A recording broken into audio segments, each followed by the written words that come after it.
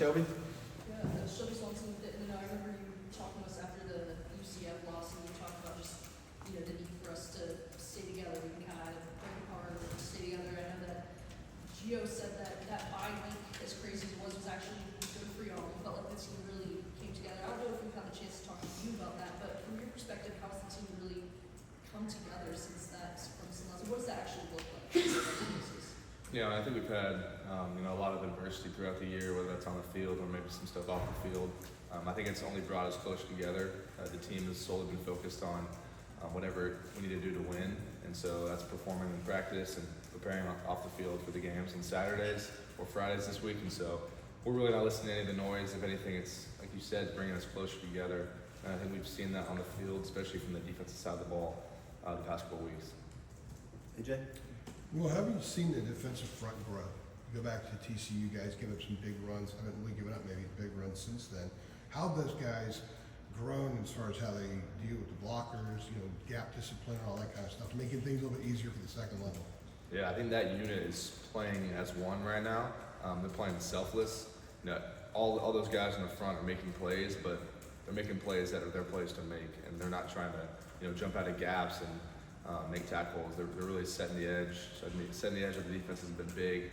Guys like Melcart, Tyler Thompson, Smith, doing a great job. We have great interior defensive linemen, but they're playing as one unit right now, and it's really making my job as a DB and the linebackers' jobs a lot easier to fit the run. We hear all the time, other programs, previous staffs here, you hear gap discipline, just general discipline all the time, that defensive front. Are you saying that that's kind of one of the keys? They become very disciplined up there? 100%. Yeah, the discipline up front has been very evident the past couple of weeks, and it's an area that we want to continue to improve. Thanks. Grant? Hey, on Twitter, your mom posted a picture of you and your teammates locking shoulders during the two-point conversion. Just given everything that's happened, throughout the last month, what can you say about this team's resiliency and also their constant improvement? Because the last few games, those are games where everyone felt like you guys could have won. Yeah, definitely. The past couple of weeks, two tough losses where you play well in areas and other areas you're just not making the plays you need to make at the end of the games. And so, if anything, I think it's encouraging for us seeing the improvement we're making week to week. That picture you just mentioned is just a sign of how close we are even through the struggles. The team is not pulling apart at all. And so, if anything, we're getting closer. And so, looking forward to this week. I think it's going to be a great week, a short week too, but one that we sort of dealt with a couple of short weeks this year. And so, I think we're prepared. And how the leaders in the locker room, including yourself, work to maintain and also elevate the competitive edge throughout the season? Yeah, just showing up day in, day out for the practices and bringing that competitive edge. Most practices, it's offense versus defense going at it, and you don't want to lose that competitive edge when you get late in the season. Bodies start to wear down. You still want to be able to show up at practice, play physical, and that's what we do each and every day. Ron? Well, I think it was after a punt return, Coach Belichick gave you a pretty hard time there on the sideline. As a captain, what are those dynamics like with him, and how are those captains' meetings up throughout the weeks with him? Yeah, I think being able to take criticism whenever you make mistakes is really important, and just understanding that you're not going to be perfect. Listening to what any coach has to say to you, and then correcting it and moving forward, and not taking anything personally is very important as a player. But again, being a captain and being a part of those captains meetings is awesome each and every week. Being able to talk scheme with Coach Belichick, really, almost one-on-one, and give any ideas that we need to make or any changes we need to make throughout the week. So those captain meetings are really important, and I think they've done really good for the team. Yeah. How have those messages changed in the captains' meetings with how close y'all been to a breakthrough in these last 2 weeks? I think the message from Coach Belichick is just keeping the positivity and encouragement throughout the locker room and trying to get an idea of how guys feel. And so as a captain, I think we've got to continue to uplift people and be positive and just correct the negatives, but we can't just look at the negative. We're improving a lot, and I think it's going to start showing on the scoreboard this weekend. Ryan? Two quick ones. One, how did that scene on the sideline sort of come together? Was that sort of just spontaneous? You guys all locking arms like that? Yeah, it was when we went for two, so a moment that was sort of defining the game, and we got a lot of gas in our teeth. Our team have had a strong faith, and so I think it's some guys were praying, some guys were, even if you're not, religious, you're probably praying in that sense. So we were just sort of bonded together and just watching and hoping for that moment. Obviously, it didn't turn out the way we wanted to, but another sign of sort of our team sticking together. And then we talked about Madrid Tucker with Coach Belichick.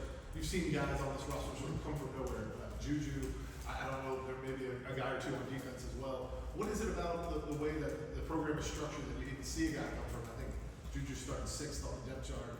Madrid hadn't played a single game this year, has 8 catches. Is there something about the way practice is structured or the way guys kind of get a chance to show up? Yeah, guys are always getting a chance in practice, whether they're first string or 4th on the depth chart. They're getting reps, whether that's in individual or in team settings. Guys are not just, they're not starting, they're not just not getting reps throughout the year. And so it's been really important and it's been impressive. A guy like Madrid to show up, really hadn't played all year and get 8 catches. I was very impressed with him, but you'd seen it in practice each and every week. And so it's been cool to see guys step up. We've got a lot of guys stepping up on defense. I think, a guy like Greg Smith, a younger guy, he's starting to step up and be a crucial role in 3rd down for us. And so when you start to build that depth, especially at this point in the season, it's really important to your success. Is that slightly different than teams you've been on in the past? If a guy was 6th or 7th on the depth chart, probably wasn't getting a ton of opportunity. And I would just say Coach Belichick does a great job with everybody on the team, giving them chances in practice to continue to improve throughout the year. Adam? Will, I was wondering what you've made of the 2 fumbles on the goal line, the one at Cal by Nate and then the one by Kobe. I know they're different circumstances, but it's kind of mind-blowing for them having back-to-back weeks like that. And just your thoughts on it, and do you think that those sort of speak to how close you all have been to getting over the hump and getting victory? Yeah, obviously pretty unfortunate events, especially back-to-back weeks. As a defensive guy, you got to be ready to go out the field no matter what. And so, we had a chance against Cal to get a stop and get the ball back to our offense, and we weren't successful. Then again this week against Virginia, went back on the field and got a stop. And so, whenever we get on the field, it doesn't matter how we got there, where the ball is, we're ready to go and make a stop. But again, yeah, it speaks to how close we are. We talk about ball security every day, and we practice a ton of drills on it each and every week. And so I think the guys on the offensive side of the ball are taking pride in that moving forward and keeping the ball tucked. I mean, you even see Kobe Pacer had a chance sort of later in the game to maybe stretch out and score, and just very disciplined from him. So that's even within the game, making that improvement and adjustments pretty mature from him. Is it kind of nuts though? I mean, you played a lot of football in your life. I mean, have you ever seen, I don't know, back-to-back games like this where it's like happen? I haven't been part of it, and honestly, when I was watching the replay of Kobe, didn't even think of that as an option. I was ready for a touchdown or first and goal from the 1 yard line, and so just sort of unfortunate. And that's an area that our offense and anybody that has the ball, me as a punt returner, have to take pride in holding on the ball. Sir. Mike? Will, we were talking with Schiff after the Virginia game. He said, wish we could go out there and play Syracuse tomorrow. That ability, that sort of mental ability to bounce back just minutes after a pretty heartbreaking loss. Where do you think that sort of mental toughness comes from, and how can you develop that as an athlete? Yeah, I mean, I think if you're not competitive as an athlete, then you probably shouldn't be playing the sport, especially in a game like football. It's 11 guys in the field, 22 guys in the field, but it's really 11 one-on-one battles each and every play. So if you don't take pride in winning your one-on-one battle and being competitive in that scenario, then you won't have success. So a guy like Shiv, man, even when he doesn't get the ball, he's trying to beat the DB one-on-one.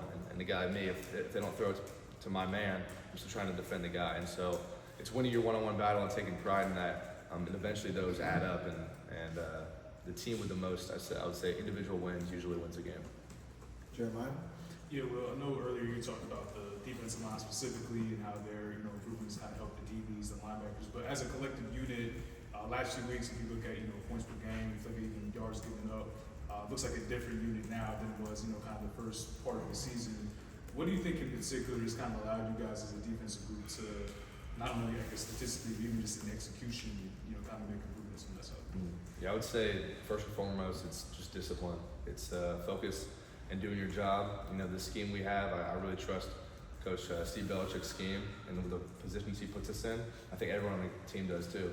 And then secondly, it's trusting your teammates, trusting that they're going to do their job and they can trust you that you're going to do your job and not try to make plays that aren't your plays to make. And so I've seen that sort of area, those two areas of our defense grow the past 2 weeks, and it's shown in the field. When it comes to the secondary in particular, obviously last couple games you guys haven't had that. I guess from a points per game's perspective, hasn't necessarily made a huge, impact or whatever. What do you think is kind of allowing you guys to kind of fill in the gaps there, even despite him not being out there? Yeah, I think it's a credit to guys staying ready to go. Jaden Patterson is a player that predominantly played safety for us and was a safety on our team, and sort of got some reps at corner early this year. And then when Thad got hurt, he stepped into that role and done a fantastic job as a young player. But still, credit to Thad, even though he's not on the field, he's being a huge leader off the field. That's during the week. That's in games. He's leading those guys, and so Thad's doing as much as he can to get back on the field right now. But he's also doing a lot to help those young guys play. And last one for Sheldon. Yeah, just really quick, sorry, I hate to end on this one, but I was curious, just, with, I think it was, I forget what point, but the Marcus Allen missed, tackle, I think it was Trell Harris, and he was able to go into that, so just what did you see from your perspective on that play and maybe what broke down there? Yeah, I think that possession specifically, they were doing a lot of no huddle, which is an area that we practiced a lot last week. Virginia was a great no huddle team, and Syracuse would do the same. So anytime a team goes no huddle, you're going to get your fundamentals are going to break down a little if you're fatigued. And so I think that was an area. Marcus was in great position and just he must have been just tired, and it didn't finish the play. But we need more guys running the ball, especially when there's no huddle situation like that. But again, it's an area we continue to work on each and every week. There seemed like there was confusion before the snap on that play. The defense was kind of running around, pointing. Was there some confusion before that snap? Yeah, I don't know what everyone was doing.